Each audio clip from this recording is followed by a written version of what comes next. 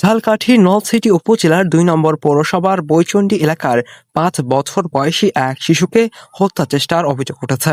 এ ঘটনায় শিশুটির আপন খালাতো ভাই সোহাগের বিরুদ্ধে অভিযোগ করেছেন ভুক্তভোগী পরিবারের সদস্যরা। পরিবার সূত্রে জানা যায়, আহত শিশুটির নাম ইয়ামিন।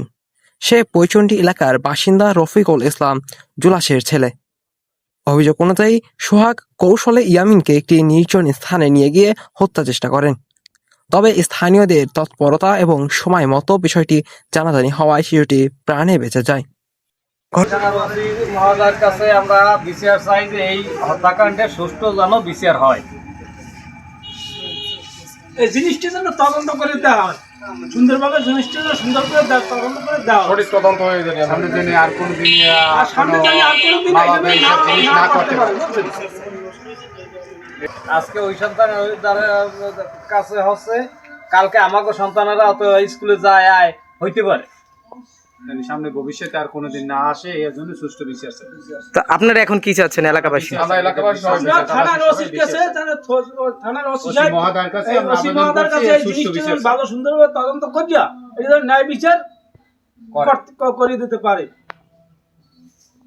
ঘটনার পর থেকেই শিশুটির পরিবার নিরাপত্তাহীনতায় ভুগছে। তারা ঘটনার সুস্থ তদন্ত এবং দোষীদের দ্রুত আইনের আওতায় এনে দৃষ্টান্তমূলক শাস্তির দাবি জানিয়েছেন। নলছিটি থানার উপপরিদর্শক SI আনিসুর রহমান ঘটনাস্থল পরিদর্শন করেন। তিনি এলাকাবাসীর সঙ্গে কথা বলেন এবং তদন্তের স্বার্থে ঘটনাস্থল থেকে আলামত হিসেবে একটি গেঞ্জি ও কিছু সামগ্রী জব্দ করেন। খালাতো ভাই যে তোমাকে নিয়ে গেছে, উনি কি তোমার আপন খালাতো ভাই? আচ্ছা, তোমার কোথা থেকে নিয়ে গেছে? কি বলছে তোমাকে? ডাক দিছি, যাও কই মনে কইছি কি না আমার বাড়ি মুই যাও আড্ডি। তারপর পরে অর্ধেক পোষ যাইয়ে যাবি ইতে মুখ বাড়ি রিসে আছে খেলা দেয়, যাবি খেলা দেখতে। মুই কইছি কি তাই ল। তারপর যাওয়ার পর ফোন দেওয়ার বাহানা করলে গাড়িতে ইতে গেছে, ফোন দেওয়ার বাহানা করলে এবার ইতে লই গেছে। ফোন লই যাইয়ে আবার ফোন দেওয়ার বাহানা আত্মীয় স্বজনই জঙ্গলে লই গেছে। ওগুল খেতে রয়ে লই যাইয়ে এবার কয় কি তোমার ওগল খেতে নিয়ে গেছে। ফোন দেওয়ার আবার বাহানা করে কয় কি নেতে আইতেছে একজন এই মুকুট ওখানে গেছি না, কয় কি বই থেকে এবার হেও বইছে, বই মোড়ে এই গলাটি এবার মুই চোখ বুঝছি না, চোখ বোঝার পরে ওই কোমরের বেল দিয়ে ফাঁসি দিয়ে এবার জঙ্গল দিয়ে ডাইকে চলে গেছে। তোমারে? হ্যাঁ। তোমার ওই সময় কি তুমি অজ্ঞান ছিল না জ্ঞান ছিল? আমি নিজেই চোখ বুঝলাম। তুমি চোখ বুঝলা? তোমার কি মারছে অনেক বেশি? না, গলায় ফাঁসি দিল। গলায় ফাঁসি দিছে। আচ্ছা, তারপরে তোমার মাইরা থিয়ে জঙ্গল দিয়ে ডাইকে থিয়ে চলে গেছে গা তোমার খালাতো ভাই? আচ্ছা, তুমি ওখান থেকে কিভাবে আইছো? এবার মই জঙ্গল ছাড়াইটারে আইছি, ছাড়াইটারে লাড়িয়ে বর দিয়ে আইছি। এবার অর্ধেক গেছি, এক বেড়া কায় ডুবে গেছি।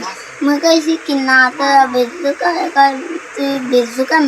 মুই কইছি কি মোর এক পোলা নামাইলে সোহা খেয়ে মোর গলা টিপে হিনে মারিছে, হিনে বেল দিয়ে ফাঁসি দিছে। এবার তোর খালা তো বাড়ির নাম কি? মুই কইছি কি এই সোহাগের তো চেন না। এরপর তোর লোক কি কাপড় জমালে? কয় কি হ। মুই কইছি কি হ। এবার করার এরা কাপড় জামা কই, মুই কইছি কি হালাই দিয়েছে খুলে টুলে। এবার ওই সময় কি সাথে কি প্যান্ট শার্ট গেঞ্জি কিছু ছিল না? আসলে কি ছিল?